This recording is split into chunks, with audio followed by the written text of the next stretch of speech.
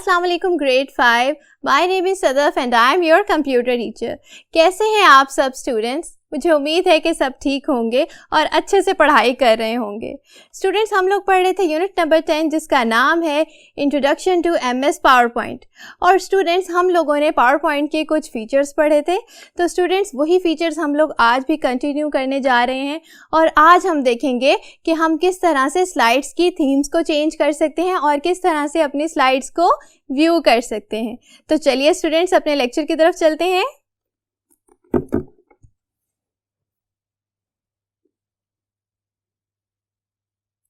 जी students, हम लोगों ने देखा था कि हम किस तरह से शेप्स को इंसर्ट कर सकते हैं, पिक्चर्स को इंसर्ट करते हैं, टेक्स्ट बॉक्सेस को इंसर्ट कर सकते हैं अपनी स्लाइड्स में। और इसके अलावा हम लोगों ने ये भी पढ़ा था कि वर्ड आर्ट क्या होती है और किस तरह से उसे हमने स्लाइड्स में इंसर्ट करना है। ठीक है स्टूडेंट्स, तो आज हमने देखना है कि थीम्स क्या होती हैं और हमने किस तरह से अपनी प्रेजेंटेशन में थीम्स को ऐड करना है। तो स्टूडेंट्स, सबसे पहले ये देख लेते हैं कि थीम होता क्या है। स्टूडेंट्स, थीम कंसिस्ट करता है कलर्स और स्टाइलिंग पर। तो स्टूडेंट्स, आप लोगों की प्रेजेंटेशन कंसिस्ट करती है स्लाइड्स पर और ये स्लाइड्स जिस स्टाइलिंग में होगी और जिन कलर्स में होगी उसको हम लोग क्या कहते हैं, उसे हम कहते हैं स्टूडेंट्स थीम। तो स्टूडेंट्स, हम लोगों ने अभी तक सिर्फ ब्लैक एंड वाइट स्लाइड्स पर ही काम किया है। तो चलिए आज देखते हैं कि हम डिफरेंट किस्म की थीम्स को किस तरह से इंसर्ट करते हैं अपनी स्लाइड्स में।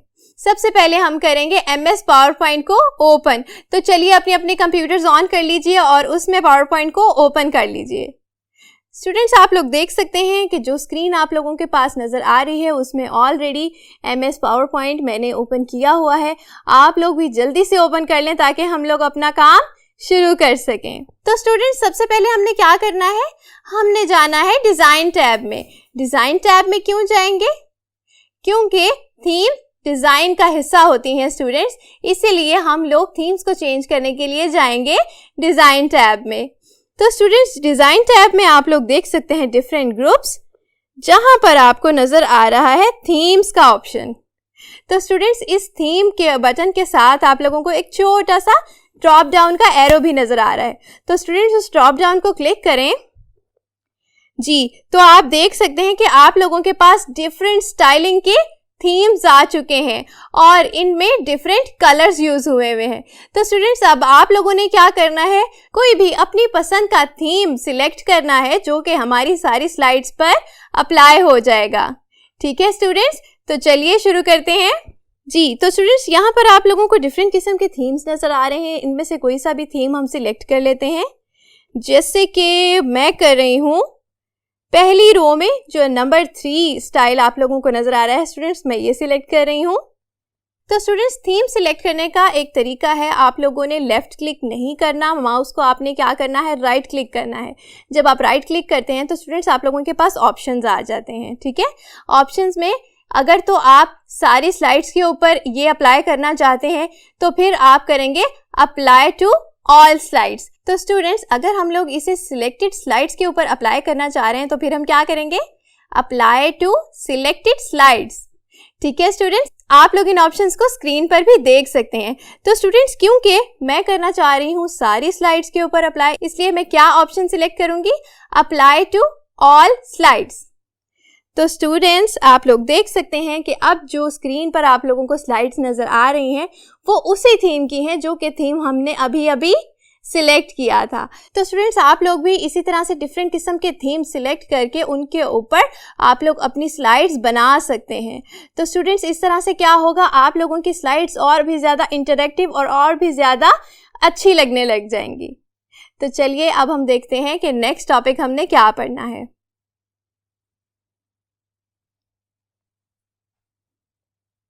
तो स्टूडेंट्स, हम लोगों ने पढ़ा कि हम लोगों ने किस तरह से थीम्स को ऐड करना है अपनी स्लाइड्स में, और भी हमने पावर पॉइंट के डिफरेंट फीचर्स पढ़े थे पिछले लेक्चर्स में। तो अब हम देखने जा रहे हैं कि आपको वो सारे लेक्चर्स याद हैं या नहीं हैं। तो स्टूडेंट्स, चलिए एक छोटा सा नॉलेज टेस्ट ले लेते हैं।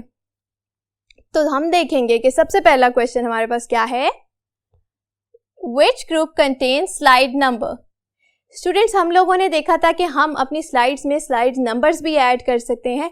अब हमने रिकॉल करना है कि हमने ये कहाँ देखा था और हम कौन से टैब में और कौन से ग्रुप में जाकर स्लाइड नंबर को ऐड करते थे।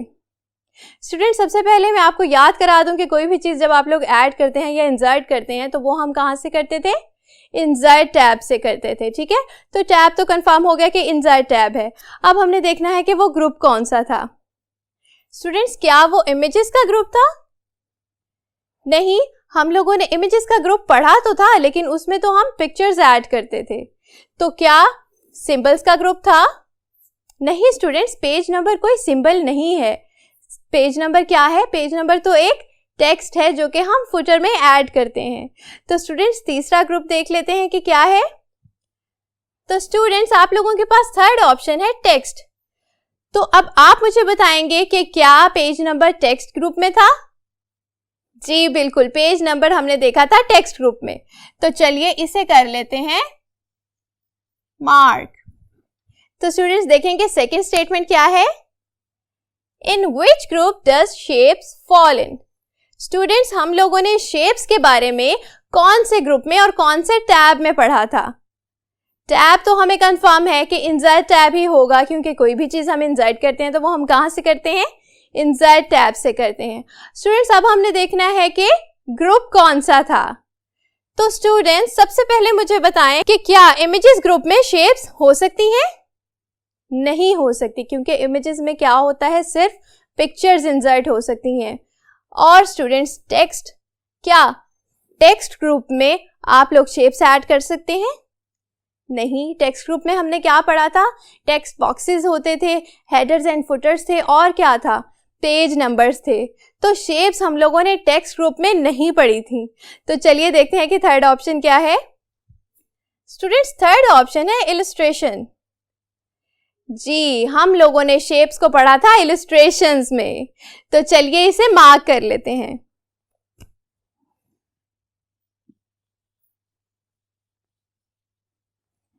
जी स्टूडेंट्स, अब हमारे नॉलेज टेस्ट का थर्ड और लास्ट क्वेश्चन है। तो चलिए देखते हैं कि वो क्वेश्चन क्या है। In which group of home tab is slide layout contained in? Slide layout हमने होम टैब के कौन से ग्रुप में पढ़ी थी? ऑप्शंस देखें, फॉन्ट ग्रुप में, या ड्राइंग ग्रुप में, या फिर स्लाइड्स ग्रुप में। स्टूडेंट्स, फॉन्ट ग्रुप में क्या हमने स्लाइड लेआउट के बारे में पढ़ा था? नहीं, फॉन्ट ग्रुप में हम लोग क्या पढ़ते हैं? हम टेक्स्ट फॉन्ट्स के बारे में पढ़ते हैं। फॉन्ट का स्टाइल चेंज करना, फॉन्ट का साइज चेंज करना, हम ये चीजें पढ़ते हैं फॉन्ट ग्रुप में। तो स्टूडेंट्स, ड्राइंग का कोई टैब हम लोगों ने पढ़ा था? नहीं, हम लोगों ने पावर पॉइंट में कोई ड्राइंग का टैब नहीं पढ़ा। तो स्टूडेंट्स, थर्ड ऑप्शन देखें। थर्ड ऑप्शन है स्लाइड्स। जी स्टूडेंट्स, होम टैब में स्लाइड ग्रुप ही था, जिसमें क्या था? स्लाइड लेआउट्स आती थी। तो स्टूडेंट्स, चलिए इसे मार्क कर लेते हैं।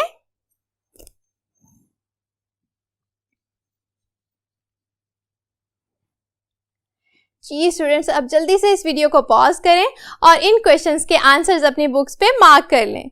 इसके बाद हम देखेंगे कि नेक्स्ट टॉपिक क्या है।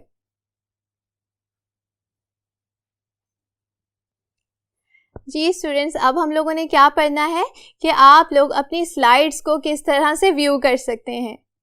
तो स्टूडेंट्स, आप लोग 3 तरह से अपनी प्रेजेंटेशन को व्यू कर सकते हैं। वो 3 तरीके क्या हैं? एक होता है नॉर्मल व्यू, और एक होता है स्लाइड शो व्यू, और तीसरा व्यू कौन सा है students? Slide sort view. Students, आप लोगों को नाम से ही जाहिर हो रहा होगा कि नॉर्मल व्यू यानी कि जो रेगुलर व्यू होता है उसे कहेंगे, और स्लाइड शो क्या होगा? जो कि आपकी स्लाइड्स को चलाता जाएगा 1 बाय 1। और स्लाइड सॉर्ट व्यू क्या होगा स्टूडेंट्स? जी, जिसमें हम स्लाइड्स की सॉर्टिंग कर सकें। तो स्टूडेंट्स, चलिए बारी बारी इन सबको पढ़ लेते हैं। स्टूडेंट्स, आप लोगों को बोर्ड पे कुछ आइकॉन्स नजर आ रहे होंगे, ठीक है? ये तीनों आइकॉन्स किस लिए इस्तेमाल होते हैं? नॉर्मल व्यू के लिए, स्लाइड शो व्यू के लिए, और स्लाइड सॉर्ट व्यू के लिए। तो स्टूडेंट्स, चलिए बारी बारी इन तीनों के बारे में पढ़ लेते हैं। स्टूडेंट्स, नॉर्मल व्यू क्या करता है सबसे पहले ये देख लेते हैं।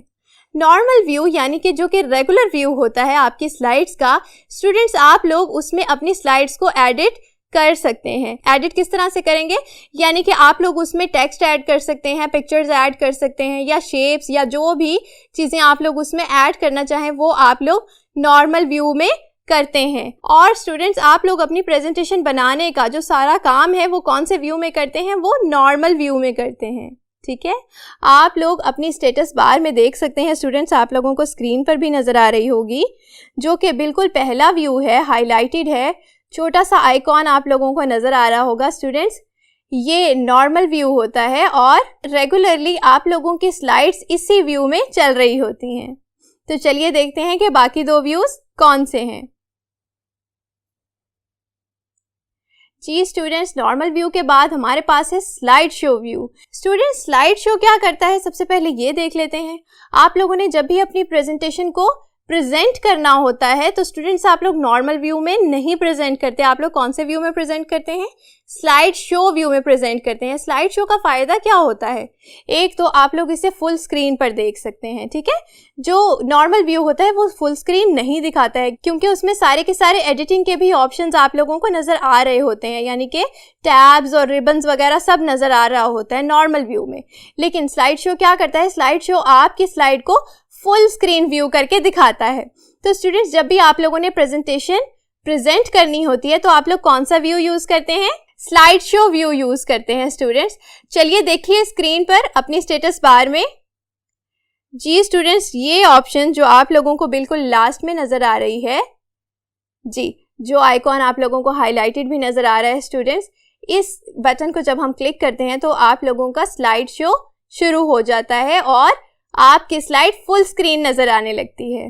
ठीक है स्टूडेंट्स, और अगर आप लोगों ने दोबारा से नॉर्मल व्यू में जाना है तो क्या करेंगे, एस्केप का बटन प्रेस करेंगे अपने कीबोर्ड से। स्टूडेंट्स स्लाइड शो को व्यू करने का एक और तरीका भी है, तो चलिए वो भी मेरे साथ करके देखिए। सबसे पहले हम जाएंगे स्लाइड शो टैब में।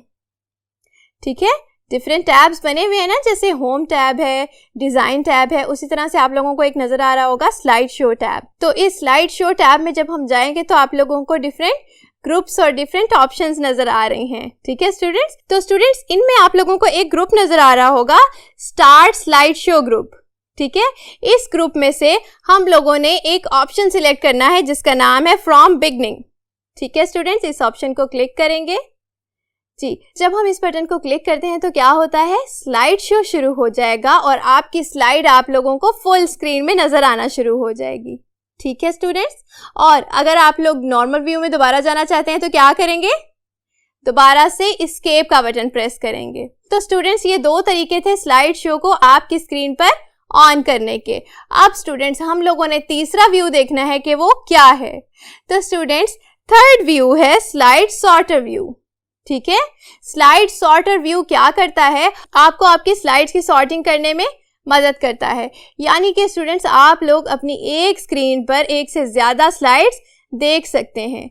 वैसे तो आपको वो स्लाइड्स बहुत छोटी छोटी नज़र आ रही होंगी, लेकिन आपको पहचान करने के लिए काफ़ी होंगी कि कौन सी स्लाइड्स पे आपने क्या कंटेंट लिखा है।